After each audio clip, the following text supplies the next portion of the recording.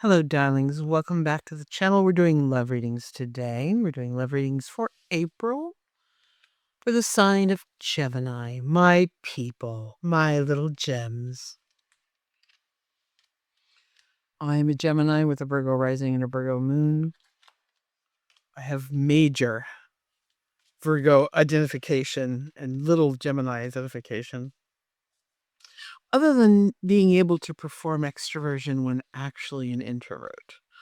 So today we're going to read about love. We're pulling tea leaves. We're pulling Kipper cards. We're pulling tarot. It's going to be amazing. I am the author of Love Tarot for Beginners, a book about romantic interpretation of tarot cards. This is actually kind of my jam-a-lam, but I like to read about all sorts of things. It's just fun to read about love. These are readings for singles, I suppose, but only because, partnered people tend to not want to watch love readings, and for all those, sensical readings, happily partnered people anyway. I'm not getting into your personal stuff. So these are non-tarot oracle cards. We'll give a little context. I'm just pulling a few of these. Any more? Okay, you. I'm going to pull some tarot. There's some slight structure to these readings. I will explain in a moment. Here we are. Let's go. Dogs and cats living together. Okay. We have wealth. That's nice. In the context of a love reading, it means abundant affection and the means to express and go on adventures and do fun stuff like that. So,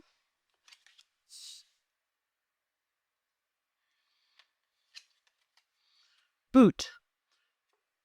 Increase your efforts if you want to achieve your goals. Okay. Archway.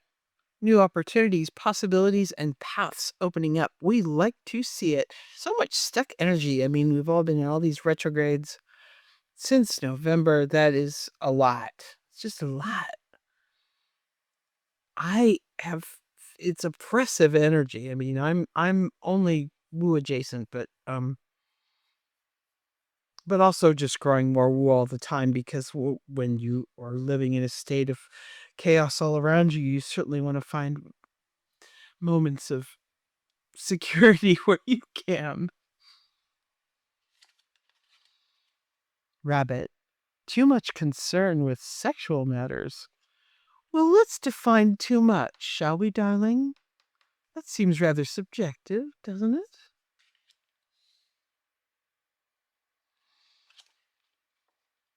Chair. Filled. Someone new is entering your life. Well, no. That's the way. That's how we start out a tarot reading for love. Cool, cool, cool. So we've got sexiness, ladder climbing towards success. I love it. I love it. Now, our Kipper cards are... Actually, we have room for our new person entering your life. We have unexpected income. That's nice. In a love reading, we've got it right next to the wealth, right? We've got juxtaposed here. Could be that the person you're meeting is comfortable. I hate thinking about stuff like that, but also the context of this, we have lots of different ways to measure wealth, don't we? Right? And so unexpected income could be an unexpected offer, an unexpected romantic overture, an unexpected sweetness entering your life. All these things, totally legit. Concern. Maybe you don't trust it. Fair. And mature woman. Interesting. All right. only you, darling, can decide the context of that. I could say that, these are basically genderless. Mature woman, sure, but could be a mature man. It could be a sexy, interesting, older person who's quite secure financially, right? That's a very traditional interpretation. Um, or it could just be emotional maturity. So say you've dated a lot of man children and now suddenly you met like an actual adult with adult behavior and adult responsibilities and adult ways of doing things who adults like an adult. Kind of cool. So, lots of different ways to go with that. We are going to do some rows here, and this is how they're going to look. This first row is kind of giving a context, what we need to be aware of, what's happening right now, what is this about? And it will give you, darling, the context of knowing if this reading is for you. It's a general reading, of course, being put up on the internet, so it may not necessarily resonate with you, and if it doesn't, then maybe you should watch your rising sign or your moon or your Venus sign. I'm going to try to remember to put a link to finding your Venus in your chart if you don't know it, down below the video, if I can remember. But this will help, give you a context. If it doesn't resonate with you, if none of this resonates with you at all, then maybe it's not your reading. Or it's maybe totally your reading and you're just holding on to your knickers because woohoo. So it's going to be setting a tone, what happens next, some advice, some outcoming kind of cards, kind of thing. Outcoming? That just sounds vaguely filthy, doesn't it? I wonder why. Oh, yes. Duh. Okay.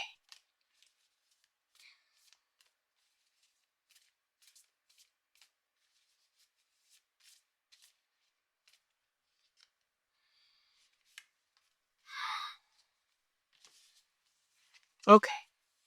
We have Six of Voices, Six of Swords. Okay. This is the Six of Swords. This is someone who has removed themselves from a bad situation. Excuse me, I had a little itch.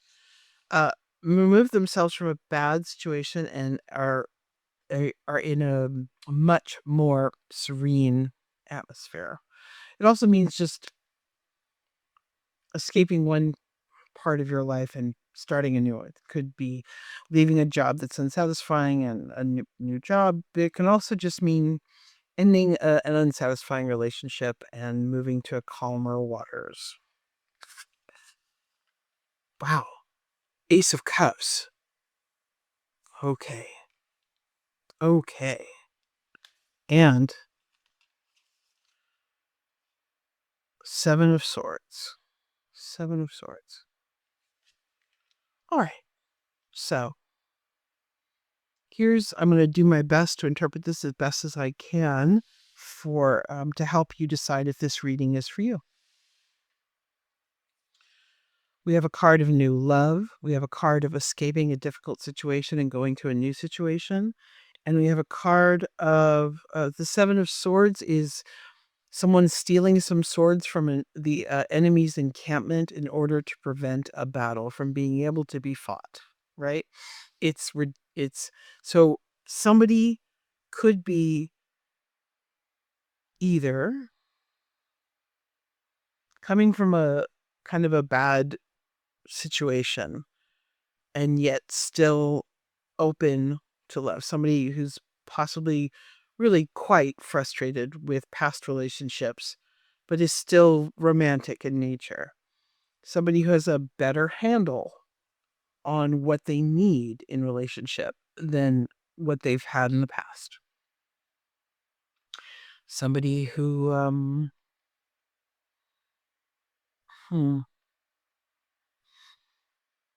has kind of been through it and yet is still open. what I see around all of this is some intense, passionate energy, even sexual energy.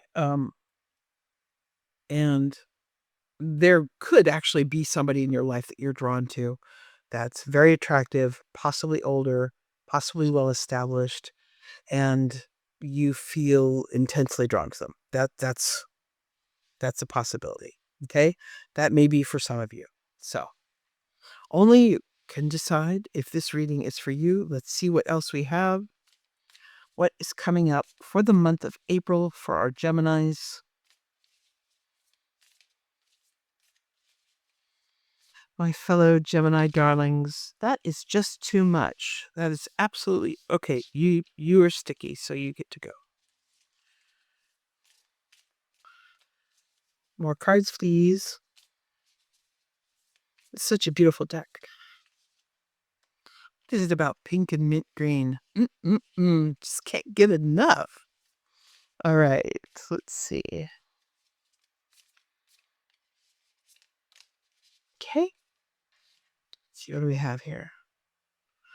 Ooh, the Two of Cups. Wow. Wow. These love readings are very intense so far this month. I've only done 3, but whoa. Two of Cups, that's the card of soulmates and romance, and it's right next to the Ace of Cups, which is also new romance. Muse of inspiration. This is the King of Swords. This is the King of Swords. I'm going to turn it this way just to make it a little bit easier, but yeah. The King of Swords. And the King of Swords is an interesting character. Kind of hot. Definitely hot.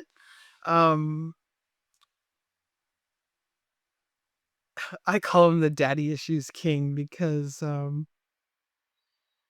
for those of us who are occasionally attracted to the emotionally unavailable and intellectually fascinating, so sexy, remote, silver-haired fox, that type, he's the guy for sure. Kind of brilliant, kind of witty, kind of hard to get.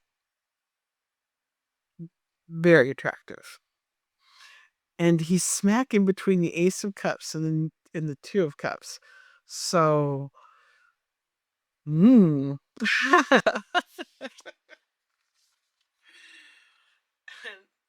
the Hermit. I know, just a little confusing. Right, we'll find some context for this. Hermit is Virgo's card, so it's one of my cards, the Lovers and the Hermit. The Lovers is the card of Gemini, by the way. So yeah, right, Hermit energy. Okay. You are nervous about diving headfirst into something that you're intensely attracted to. You finally got yourself out of something that was frustrating and sticky and took some doing on your part to make happen, and suddenly there's someone there's someone who gets right under your skin, darling. What's gonna happen? Let's just show Geminis what's gonna happen. And is this going to happen to me or no? I'm just trying to be a good girl.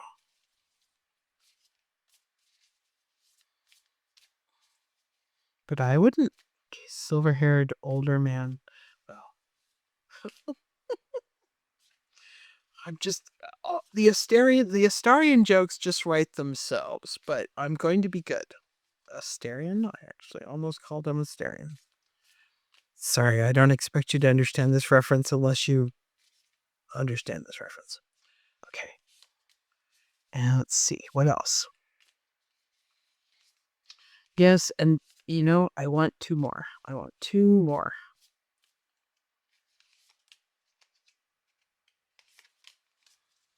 Okay. All right, darlings. What do we have? We have the Four of Cups. It's fascinating the way the Four of Cups is showing up all the time in every spread I do. Just every single spread I do right now. And I realize that has to do with the collective energy. Everyone is stressed and frustrated and is having a difficult time seeing what they have, right? So here is somebody that literally doesn't realize that they're in a full cup because they're looking at these three cups in front of them and thinking, I don't have anything, when they're being radically supported by the heavens, shall we say. Just, it's like being a fish swimming in water and not knowing what water is. That kind of a feeling. Okay. Wow. Wow. And this came up in previous readings as well. This card is coming up a lot. The Ten of Pentacles. It's a beautiful card. Well, this is a beautiful deck, but the the Ten of Pentacles in this instance means abundance. Again, a material abundance for sure. In a romance spread, it also means emotional abundance.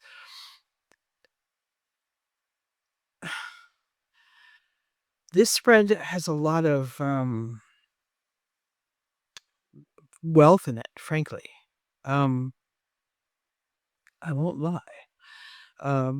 There is a lot of comfort, a lot of pleasure, a lot of arousal, this is a very sensual spread. What do we have here? All right, Two of Swords. And possibly two people that are having a difficult time really diving in. Six of Cups. See the child in the frame in the mirror? This has to do with past memories, nostalgia, things that are familiar. I'll get to the context of that in just a moment. And the Ace of Swords. Beautiful. Wow. Okay. All right. We have a romance spread with two aces in it and the Ten of Materials.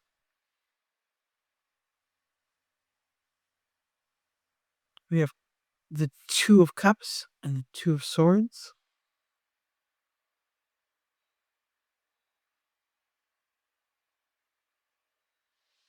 Climbing up towards success, wealth, unexpected income, new beginnings, new people, sexual arousal, mature. Okay. Very passionate.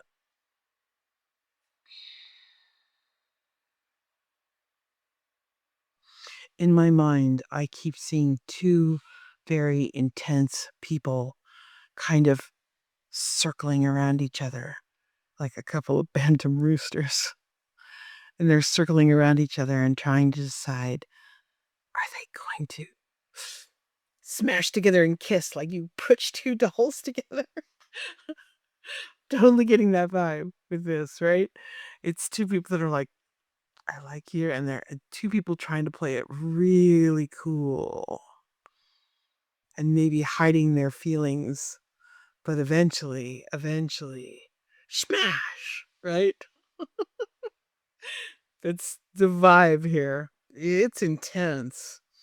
Um, yeah, I mean, it's not casual. Like I'm not just doing like a little monthly reading going blah blah blah blah.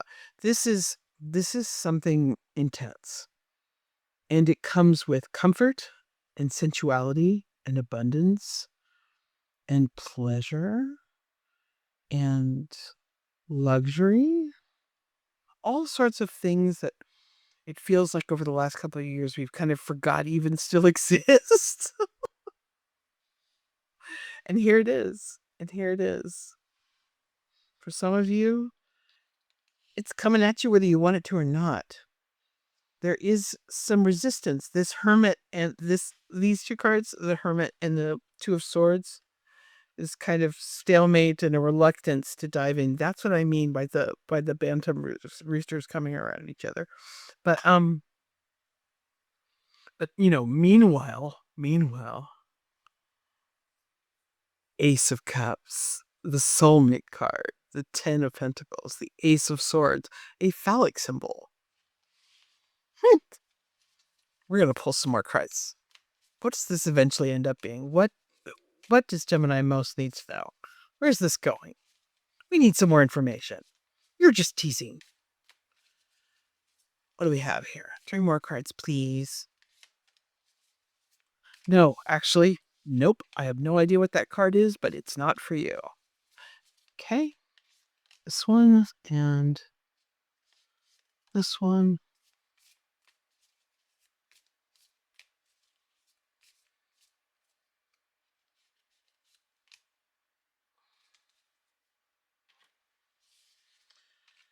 All right, darlings.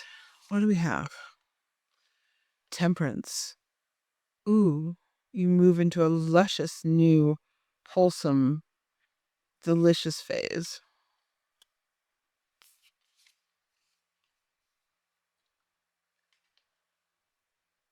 Seven of Pentacles. Is that not the most beautiful Seven of Pentacles ever made? Wowee. All right. Is this worth investing in? I'm going to pull a few more cards to get that information. 3 of Pentacles. Leveling up. But you know what? That's not enough. I need a few more. Please tell me about this card. Is this thing worth investing in? That's what I would like. I would like to know if this is worth letting down your guard and letting it happen. Is this worth it? Is it worth letting down your guard? Because it's kind of hot and intense. It doesn't necessarily mean it's good for you, right? Or it could just burn up and flare out in a big fiery ball of eclipse energy. So, please tell my darling Geminis, is this worth investment?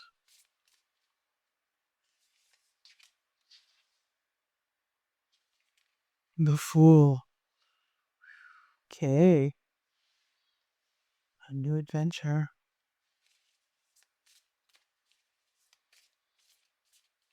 Beautiful new adventure. It's kind of a neat Fool. Show you.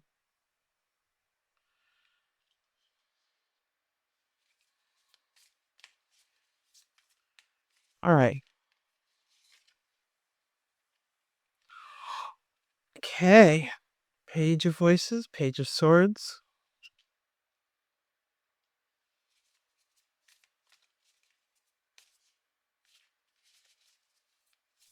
One more, please.